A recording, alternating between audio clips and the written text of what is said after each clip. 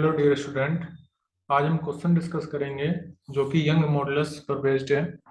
इस क्वेश्चन में बोला गया है कि when tension in a wire is T1 and its length is L1 and when tension is T2 its length is L2, what is the length when there is no tension? ये question UP PGT 2016 exams में पूछा गया है और 2019 में भी पूछा गया है।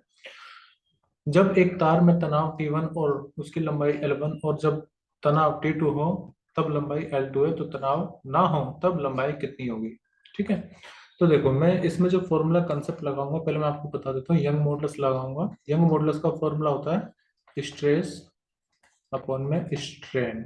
ठीक है, स्ट्रेस क्या होता है? Force upon area. Force upon area. और स्ट्रेन क्या होता है? स्ट्रेन होता है चेंज इन लेंथ अपॉन में ओरिजिनल लेंथ। यानी कि आप इसको ऐसे भी लिख सकते हो, फोर्स इंटू में ओरिजिनल लेंथ अपॉन में एरिया इंटू में चेंज इन लेंथ। ठीक है, तो मैं इस फॉर्मूले को अप्लाई करूंगा। पहले ये जान लेते हैं कि यहाँ पर दिया क्या क्या क्या दिया है और उसके अकॉर्डिंग फिर हम काम करेंगे। मान लीजिए फर्स्ट केस में जब कोई भी टेंशन नहीं है तो मैं मान के चलता हूँ कि हमारे इस तरह से एक वायर है और इसकी लेंथ है L। ठीक है, जब आप इसमें टेंशन T2 दे रहे हो, आफ्टर सम टाइम टी आपने उसमें टेंशन की T2, तो अब इसकी लेंथ हो सकता है इंक्रीज हो गई हो। तो मान के चलता हूँ कि अब जब टेंशन T1 है तब इसकी लेंथ हो गई है L1, और जब आपने और टेंशन एक्सटेंड करोगे, चेंज करोगी, तो हो सकता है कि लेंथ अब हो गई हो L2। ठीक है, तो ये तीन डिफरेंट केस हम लेके चलेंगे। एक जब कोई भी टेंशन नहीं है, फिर जब टेंशन T1 है लेंथ L1 है, और एक सबसे बाद में जब टेंशन T2 और लेंथ L2 हो गई है, इस तरह से। ठीक है, तो मैं यहाँ पर लिख देता हूँ।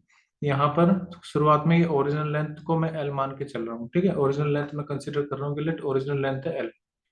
फिर जब आपने कुछ टेंशन उस पर लगाई T1, तो उसकी लेंथ हो गई L1, और जब टेंशन आपने दी T2, तो उसकी लेंथ होगी लेट से L2। मुझे फाइंड करना है कि जब कोई भी टेंशन नहीं है, यानी कि ओरिजिनल लेंथ हमें फाइंड करनी है, क्योंकि जब कोई टेंशन नहीं है तो उसकी ओरिजिनल लेंथ पे ही रहेगा वो। तो हमें L फाइंड करना है इस क्वेश्चन में। तो स्टार्ट करते हैं। अगर आप यंग मॉडुलस का फॉर्मूला फर्स्ट केस के लिए, मान लीजिए फर्स्ट केस है हमारा, इस केस के लिए आप अप्लाई करोगे यंग मॉडुलस का फॉर्मूला, तो y इक्वल टू कितना हो जाएगा? फोर्स, फोर्स यहाँ पर कितनी है? टेंशन यानी कि T1 अपॉन एरिया, मतलब क्रॉस सेक्शन एरिया, तो वो तो सबके लिए सेम रहेगा, क्योंकि हमने मेटल वो चेंज नहीं करा है, सिर्फ लेंथ चेंज हो रही है, टेंशन चेंज हो रही है, एरिया में कोई चेंज नहीं आ रहा है। ठीक है, अब फोर्स टी मतलब फोर्स की जगह T1, L मतलब ओरिजिनल लेंथ को L रखो, और देखो चेंज इन लेंथ कितना हो जाएगा। तो फर्स्ट केस में जो चेंज इन लेंथ आएगा वो ये आएगा, ये कितना हो गया, यानी कि L1 माइनस L। तो फर्स्ट केस में जो चेंज आएगा डेल्टा L, वो बराबर आ जाएगा L1 माइनस L। ऐसे ही सेकंड केस में जो चेंज आएगा वो कितना हो जाएगा, यहाँ तक ओरिजिनल लेंथ है पूरा और यहाँ तक ये एक्सटेंड हुआ है, तो यानी कि L2 माइनस के L। इसके कंपैरिजन में मैं आपको बता रहा हूँ। ठीक है, ये यहाँ तक चेंज आएगा इसमें। तो फर्स्ट केस के लिए y equal to T1 L अपॉन में एरिया, और चेंज इन लेंथ हो जाएगा L1 माइनस L। देखो यंग मॉडुलस चेंज नहीं होगा, यंग मॉडुलस उसकी इंटरनल प्रॉपर्टी है। ठीक है, नेचर पर डिपेंड करेगी, एरिया पर लेंथ पर डिपेंड नहीं करता है यंग्स मॉडुलस।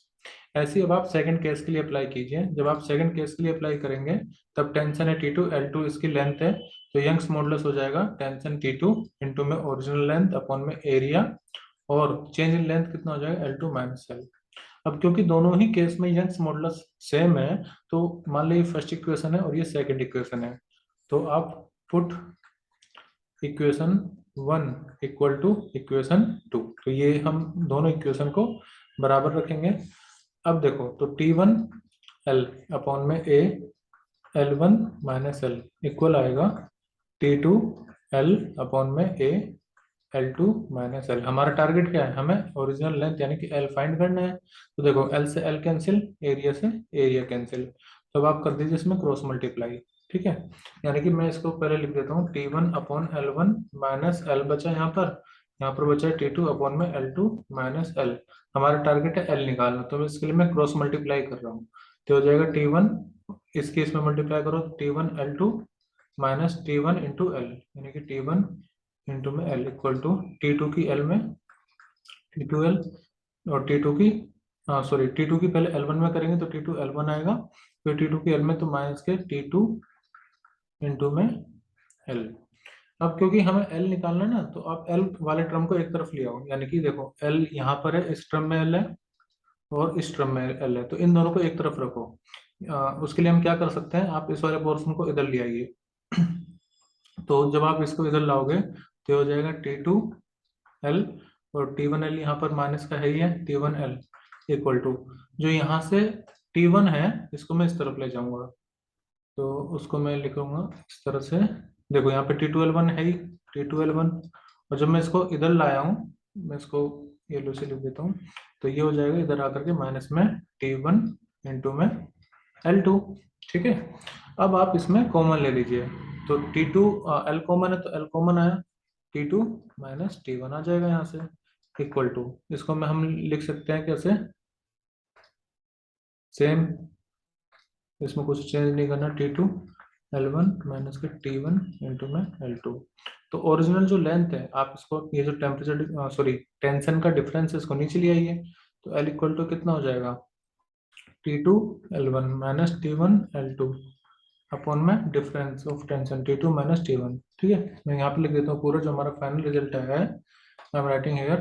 तो L बराबर आ जाएगा T2L1 माइनस T1L2 अपॉन में T2 माइनस के T1। ठीक है, अब आप ऑप्शन में देखिए T2 अपॉन T1 किस ऑप्शन में आ रहा है, नीचे, इसमें नहीं आ रहा, हटाओ इसको, ये तो जीरो नहीं आएगा, इसमें भी T2 माइनस T1 नहीं आ रहा, इसमें ही आ रहा है, तो ऑप्शन ए हमारा करेक्ट हो जाएगा, T2 minus L1, T2L1 minus T1L2।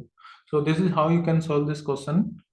हमने यंग्स मॉडुलस का कंसेप्ट लगाया है, पहले ओरिजिनल लेंथ L थी जब कोई भी टेंशन नहीं है, फिर लेंथ में एक्सटेंशन आया L1, टेंशन जब T1 हुई है, फिर जब आप टेंशन T2 अप्लाई करो तो L2 लेंथ हो गया है।